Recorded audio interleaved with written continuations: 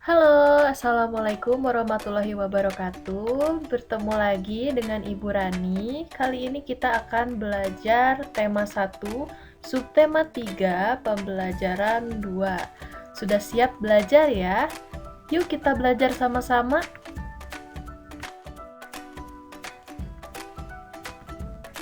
Udin dan teman-teman belajar di sekolah dengan senang. Suasana di sekolah menyenangkan karena mereka saling menjaga kerukunan. Coba perhatikan gerak berlari di bawah ini. Nih, yang pertama ada lari pendek. Kalau lari pendek itu langkahnya seperti jalan kaki biasa ya, jadi langkahnya tidak terlalu besar. Berbeda dengan lari panjang, jadi langkahnya itu besar. Dan yang ketiga ini adalah lari berpasangan. Jadi larinya itu harus sambil berpegangan tangan dengan temannya.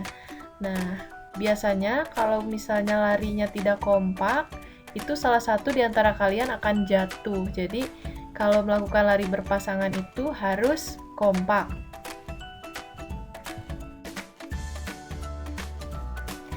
Nah, coba perhatikan. Di sini ada lari pendek dan lari panjang. Bagaimana Bu cara melakukannya? Nah, cara melakukannya adalah seperti ini. Yang pertama, saat kaki kita berlari, maka kaki kita melangkah dan tangan kita mengayun.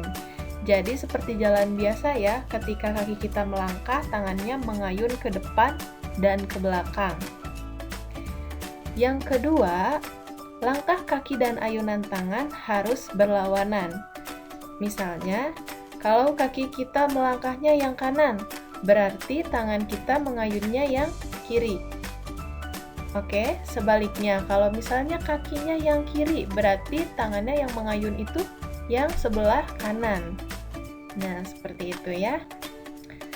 Yang ketiga, jika kaki sebelah kiri melangkah, nah, sama kan seperti yang tadi Ibu bilang, jadi jika kaki sebelah kiri melangkah, maka tangan yang mengayun ke depan adalah tangan kanan. Jika kaki yang sebelah kanan melangkah, maka tangan yang mengayun ke depan adalah tangan kiri. Nah, lari pendek adalah lari yang langkah kakinya pendek, jadi seperti jalan biasa. Tapi kalau lari panjang adalah lari yang langkah kakinya panjang. Jadi langkahnya lebih besar, tapi biasanya lebih lambat karena langkahnya kita harus besar, harus ke depan. Baik, selanjutnya adalah lomba lari berpasangan. Bagaimana cara melakukan lomba lari berpasangan? Di antaranya, yang pertama, siswa harus berpasangan atau 2 orang. Jadi, jika mau melakukan lari berpasangan harus dengan teman. Yang kedua, harus saling bergandengan tangan. Yang ketiga, awalnya kedua siswa harus berdiri di belakang garis start. Jadi, tidak boleh ada yang mendahului ya. Yang keempat, setelah guru meniupkan peluit, semua harus lari dengan teman pasangannya. Jadi, ketika gurunya meniupkan peluit, semuanya lari secara bersama-sama. Yang kelima, dalam permainan ini diperlukan kekompakan untuk berlari bersama dengan teman pasangan. Jadi, kalau misalnya ada temannya yang mendahului atau temannya terlalu cepat, maka nanti salah satu di antara kalian akan jatuh. Sehingga dalam permainan ini diperlukan kekompakan untuk berlari bersama dengan teman pasangan. Jadi harus sama-sama ya.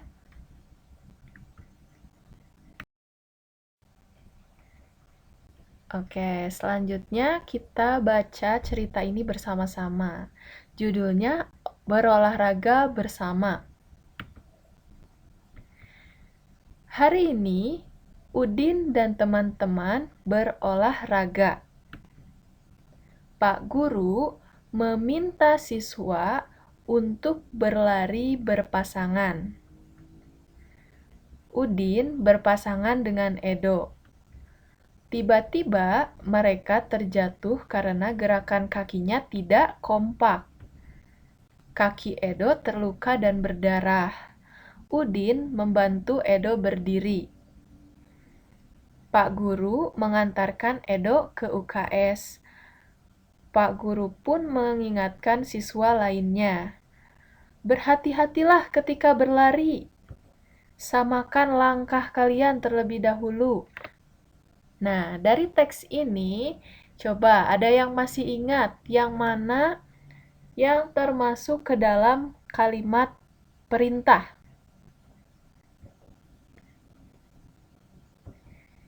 Yang ini ya, berhati-hatilah ketika berlari. Dan samakan langkah kalian terlebih dahulu. Kenapa? Karena kita ulangi ya pembelajaran yang kemarin. Ciri-ciri kalimat perintah itu terdapat kata lah, terdapat katakan, dan diakhiri dengan tanda seru. Kata berhati-hatilah ketika berlari itu terdapat kata lah dan diakhiri dengan tanda seru. Yang kedua juga sama, samakan, diakhiri dengan kata kan. Kemudian ada tanda seru. Ini merupakan kalimat perintah. Paham ya? Pembelajaran hari ini sudah selesai. Apa yang dilakukan Udin dan teman-teman sebelum pulang? Nah, sedang apa mereka? Sedang berdoa, ya.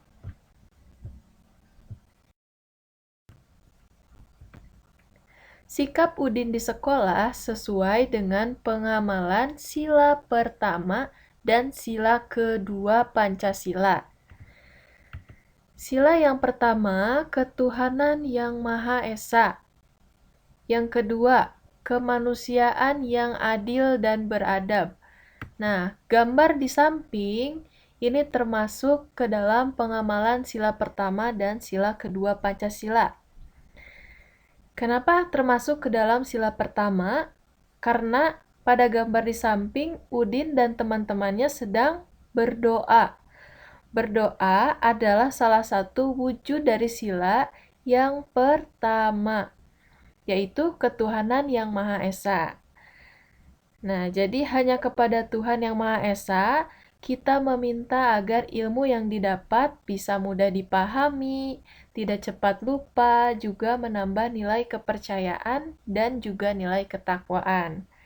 Sama seperti kalian ketika akan memulai dan mengakhiri pembelajaran, itu kan selalu berdoa terlebih dahulu. Nah, yang kedua, kemanusiaan yang adil dan beradab.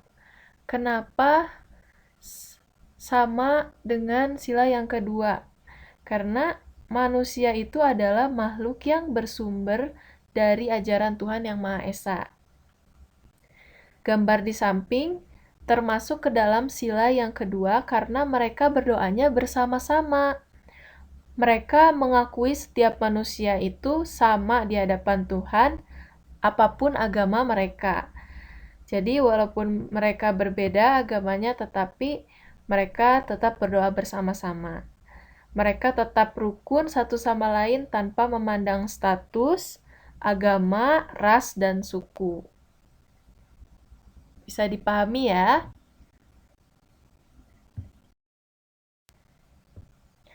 Nah, tadi kita sudah mengetahui wujud sikap yang sesuai dengan sila pertama dan sila kedua. Selanjutnya, di sini Ibu punya gambar. Nah, dari kedua gambar ini kira-kira mana yang sesuai pengamalan sila pertama atau sila kedua Pancasila di sekolah? Tuliskan sila yang sesuai di bawah gambar. Nah, kita lihat ya gambar yang pertama. Aku lupa membawa bekal. Tapi di sini kata temannya, mari makan bekalku bersama. Kira-kira ini termasuk ke dalam pengamalan sila keberapa? Sila kedua ya, kemanusiaan yang adil dan beradab. Jadi ketika temannya yang satu tidak membawa bekal, teman yang satunya mau berbagi agar adil. Ini juga salah satu wujud pengamalan sila yang kedua ya. Yang kedua, Udin dan Edo bermain bersama meskipun mereka berbeda agama. Berarti gambar yang kedua termasuk pengamalan pada sila yang pertama. Karena mereka bermain bersama meskipun berbeda agama. Sila yang pertama itu kan ada ketuhanan yang Maha Esa.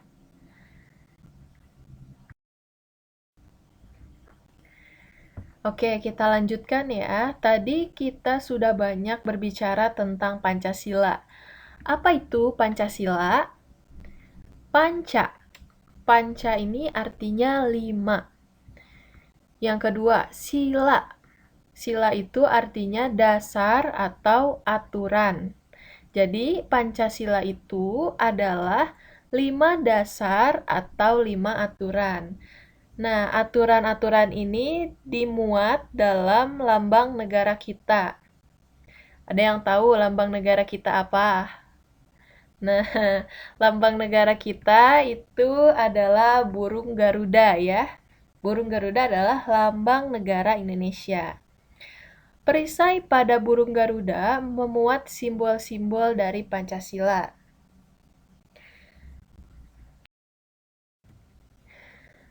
Lambang pada perisai burung Garuda adalah sebagai berikut. Yang pertama, bintang. Bintang untuk melambangkan sila yang pertama, yaitu ketuhanan yang Maha Esa.